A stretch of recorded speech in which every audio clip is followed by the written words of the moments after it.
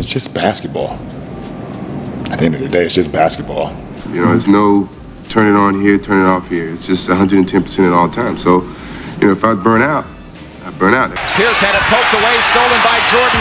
Lojas down on the floor. It's loose to Humphries. 4 to shoot. Humphries 3. You like the idea. Jordan coming up with the steal. Oh, look again. at that. The 40-year-old dives to the hardwood. To have a long career, that's the goal. To be in the league for 20 years. I tell you, that's the goal. You know, it's all about winning championships and winning. Hello? You play to win the game. You don't play to just play it. Kevin Durant recently said something on LeBron James' podcast that crossed a line no one expected, and LeBron sat there laughing as if it were the funniest thing he'd ever heard. They seemed to believe they could take subtle shots at Michael Jordan's legacy without anyone noticing. But they were wrong, because what happened next exposed everything. The backlash was immediate. Former teammates spoke out, fans erupted, and Jordan's legacy answered in the only way it ever needs to, with cold, undeniable facts that made both LeBron and Durant look foolish. It all happened on Mind the Game, the podcast LeBron co-hosts with JJ Redick. Durant appeared as a guest alongside Steve Nash. What was supposed to be an honest basketball discussion among real players quickly turned into something else entirely. A gossip session where two of the biggest stars in modern basketball traded veiled jabs at the greatest player to ever step on the court, all while smiling like they were being clever.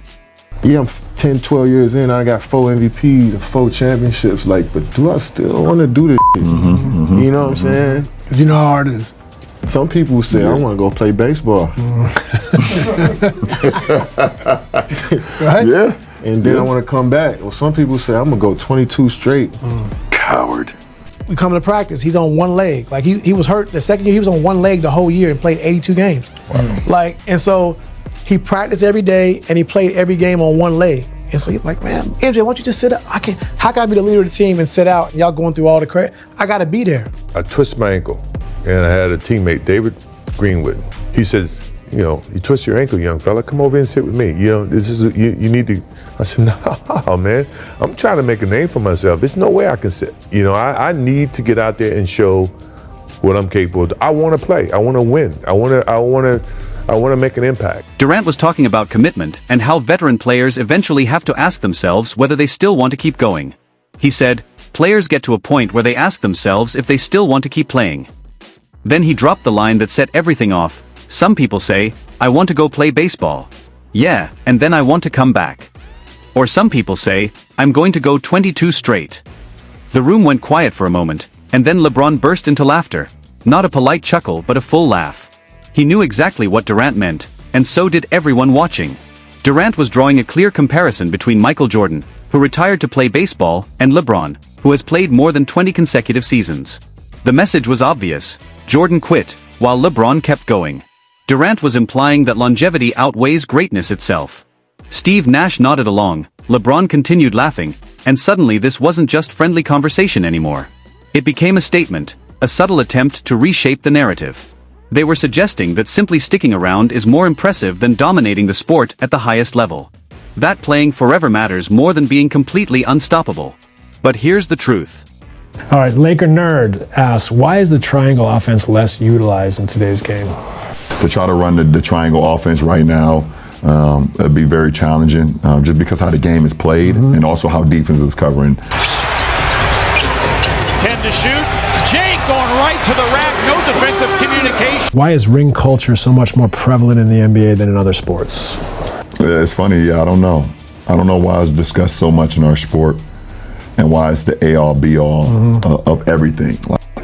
What you just said is one of the most insanely idiotic things I have ever heard. Garvis Gilmore told me one time, he played for Chicago, he said, if you expect to play a long time in this league, you better quit mopping up the floor. And I thought, well, he's crazy, because that's what basketball is all about. Bird takes it away from Wilkins, goes to the floor and gets it up ahead. They conveniently ignored the most important part of the story, the part that completely destroys their argument. Michael Jordan didn't retire in 1993 because he was bored or because the game got too easy. He didn't walk away for fun or for a new challenge. He retired because his father was murdered. James Jordan was killed that summer during a robbery, shot and left on the side of the road. The man who inspired Michael, who pushed him, who believed in him before the world ever did, was suddenly gone. At the absolute peak of his career, after winning 3 straight championships, Jordan stepped away from basketball. Not because he quit, but because he was grieving. He wanted to honor his father's memory by pursuing a dream they had shared, playing professional baseball. So when Kevin Durant casually says, "Some people play baseball," with a smirk, he isn't making a clever point. He's being disrespectful. He's reducing one of the most painful moments of Jordan's life to a punchline. And LeBron sitting there laughing only co-signed it. Neither of them acknowledged the context. Neither mentioned James Jordan. They just made their joke and moved on, assuming no one would call them out. And let's talk about when Jordan retired. Was it after losing in the first round? After getting embarrassed in the finals? After his team fell apart? No.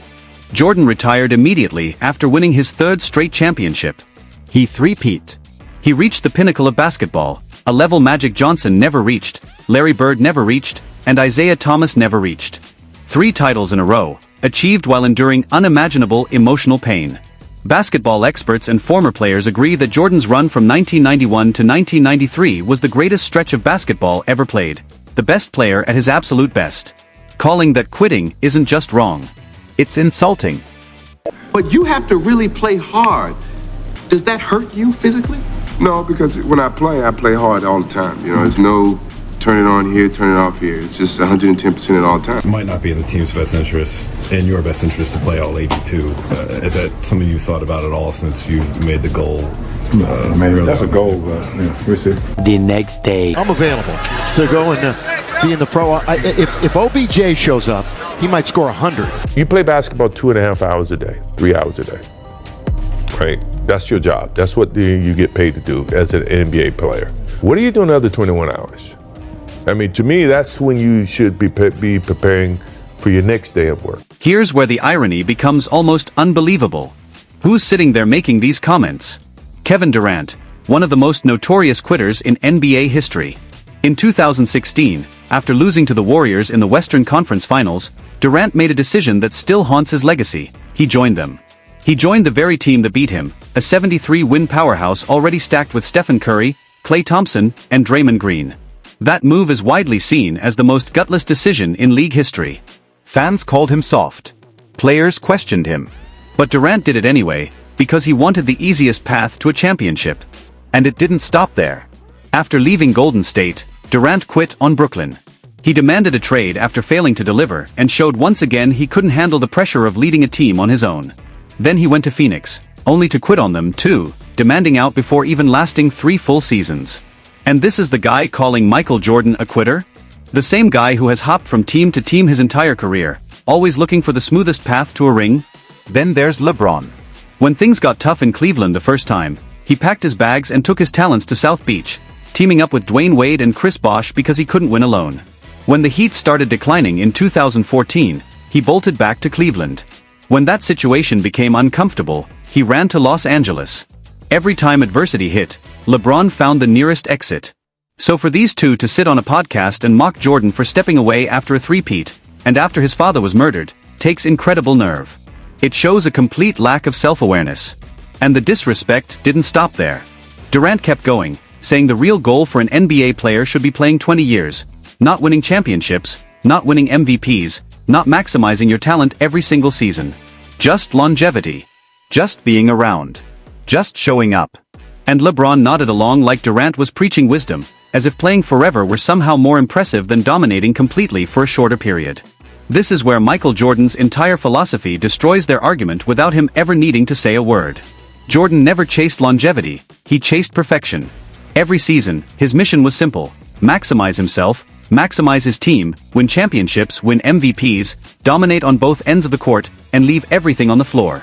And if that meant his career would be shorter, so be it. As Jordan famously said, "If I burn out, I burn out. That just means I'll play golf somewhere." You know, the fans are there that watch me play. I want to impress that guy way up on top who probably worked his ass off to get a ticket or to get money to buy the ticket. You really cared about the guy who sat in the top deck at the Palace in Auburn Hills to watch you when you came to Detroit? Yeah, because I know he's probably yelling at me and I want to shut him up. So if the guys are coming to watch me play, I don't want to miss that opportunity. Now, physically, if I can't do it, then I can't do it. But physically, if I can do it, and I just don't feel like doing it, That's a whole different lens. What do you think of when you hear the term load management thrown around? It shouldn't be needed, first and foremost. You know, I never wanted to miss a game because it was an opportunity to prove. It was something that I felt like, you know, the fans are there to watch me play. I want to impress that guy. He wasn't focused on playing 20 years. He was focused on being the best. His priority was winning, dominating, and building a legacy based on excellence, not on durability. Now compare that mindset to what Durant said, that simply playing 20 seasons is the ultimate goal. Not greatness, not dominance, just survival. Just collecting checks and hanging around the league. Jordan played 15 seasons total, but really only 13 full seasons if you account for his retirements. In that time, he won 6 championships, 6 finals MVPs, 5 regular season MVPs, 10 scoring titles, and made 9 all-defensive teams. That's not just impressive, that's close to perfect, a resume no one else can touch. Now look at Durant and LeBron combined. They've played 39 seasons, nearly 3 times as long as Jordan's actual prime. Almost 40 years of basketball between them, and here's what they produced. 6 championships, 5 regular season MVPs, 6 finals MVPs, 5 scoring titles, and 5 all-defensive selections combined. Nearly 4 decades of basketball, and they still couldn't match what Jordan did in essentially a decade. Twice the time, half the results. That's the reality of longevity versus greatness.